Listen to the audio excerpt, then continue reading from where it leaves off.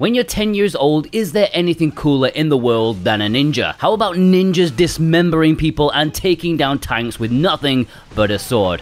The Ninja Gaiden trilogy is pure, unadulterated B-movie schlock, and I love it.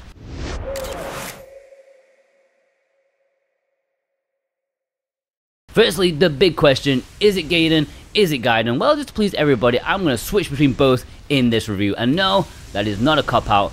Don't accuse me of that. In the Ninja Gaiden Master Collection, you get 3 games in the Ninja Gaiden Reboot series. No, not the old NES ones. If you want to play that, the first one is on the NES Online app.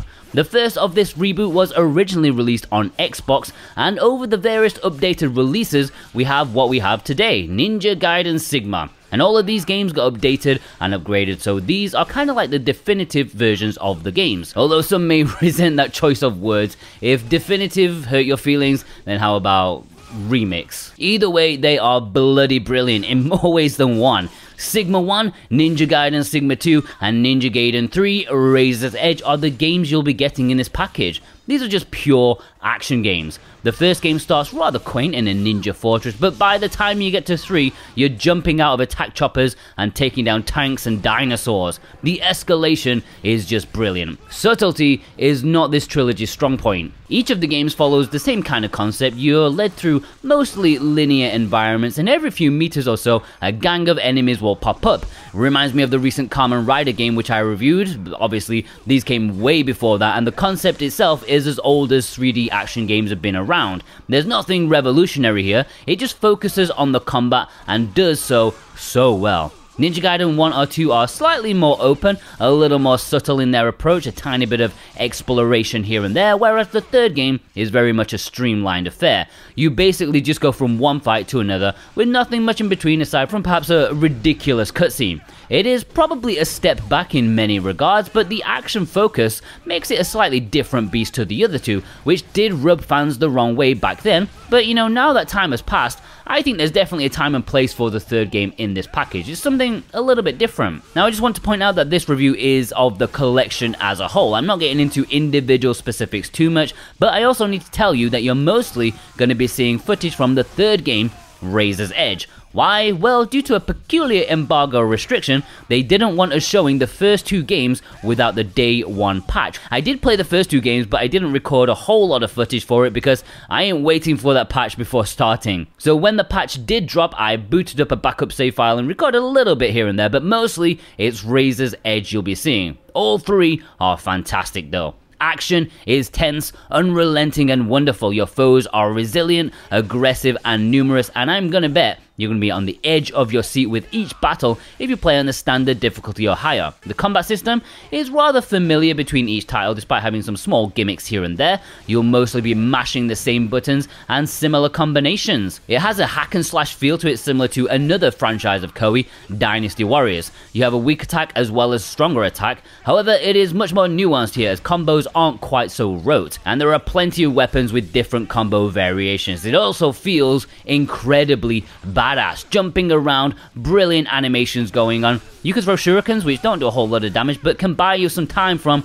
the wave of enemies that can easily surround you and kick your ass. Admittedly for me and my crappy skills, resorting to a good dollop of button mashing kind of worked, although you're still going to get your ass kicked even on the standard difficulty if you don't use your brain and reflexes in equal measure. Blocking and dodging is essential, especially in learning the tactics of each enemy type, and those sticky bomb ninjas can eat my ass. And there's nothing to be ashamed of if you need to resort to a little bit of cheesing it here and there, because some of the enemies here, they deserve the cheese. These are tough games, sometimes erring on the frustrating side, and anyone who's not experienced with action games may want to think twice before picking this up. Sigma 1 and 3 particularly. Sigma 2 is actually very well balanced on the standard difficulty actually. You can get through that without too much rage and yet still feel like a badass. The most interesting thing is that these director's cuts are supposedly the easier versions of them.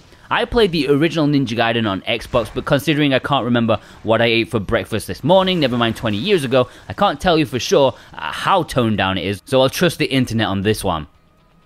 The storylines are so inconsequential but well worth watching, mainly thanks to the incredible voice acting. And when I say incredible, I am leaning towards the original Resident Evil kind of incredible. Saying that though, in all their schlocky stupidity, they are very well produced, especially the third game, and the visuals, however touched up they may be, hold up remarkably well. The third game looks frankly amazing. These were AAA titles back in the day, remember?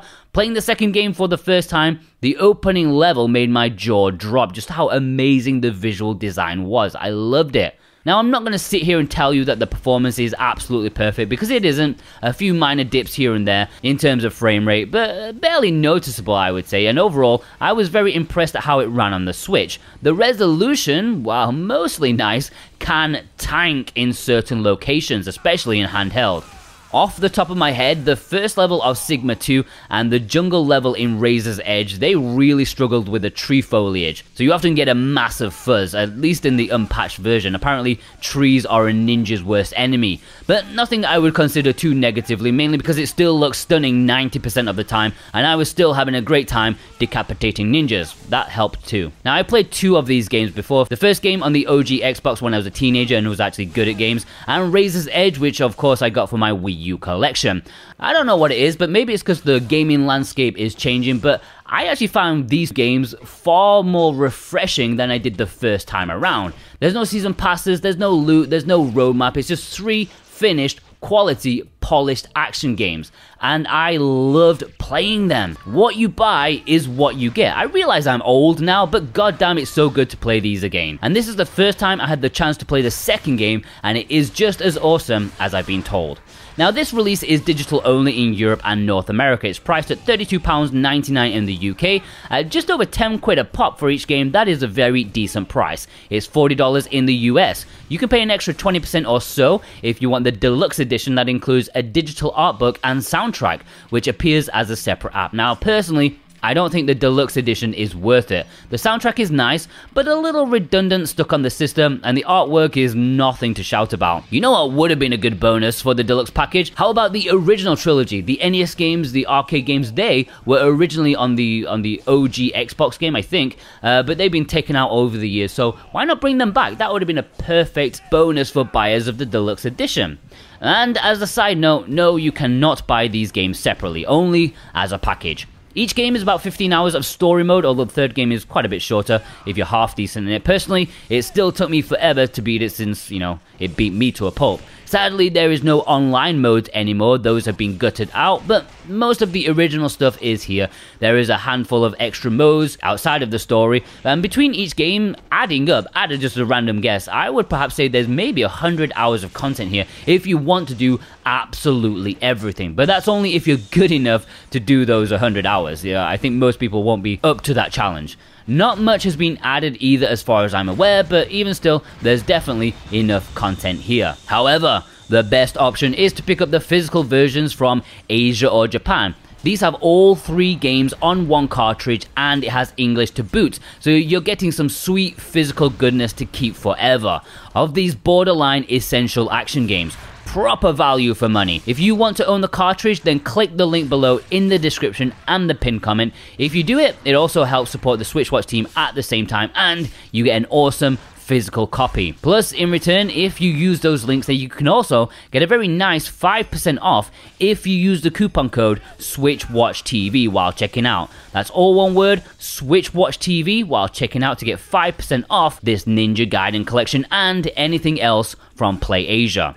Overall, oh man, these are badass games. Pure action goodness, arcadey yet meaty and full of depth. They can be painful to play at times with slightly unfair attributes, but if you've got the stomach for them, then they are essential action games. Hacking away as a ninja never gets old, but you'll be absolutely exhausted by the time you finish them. You'll definitely need a well-earned vacation after seeing all 3 ending credits. I've already got a couple of extra grey hairs here after these past 2 weeks of playing them. For me, these are some truly fine action games. Even the third game, it was not particularly well received back in the day, but playing it now, I actually really like it. Hardcore fans may find sorrow in them not being the exact versions they want, but as someone who's got no stake or bias in the matter, these are just friggin' fantastic. Bloody good in more ways than one. Essential games 9 out of 10. Alright, many thanks for watching. If you watched all the way through, then you are a legendary ninja yourself. The longer you watch, the more it helps us grow. If you are one of the legendary ninjas, be sure to leave a little ninja emoji in the comments below so I know who you are, and I'll give you a ninja back. Big thanks to our executive producers Dane Wilkinson, God of Resin, Boombox, Brent McLean, Jonathan Rumor, Ganica, Santa Tartaruga, Alolan Jojo, Alexander Cato, J Cross 7776,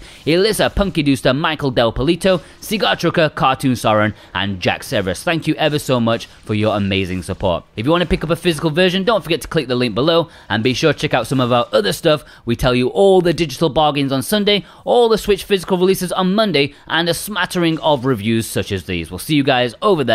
Have a good one.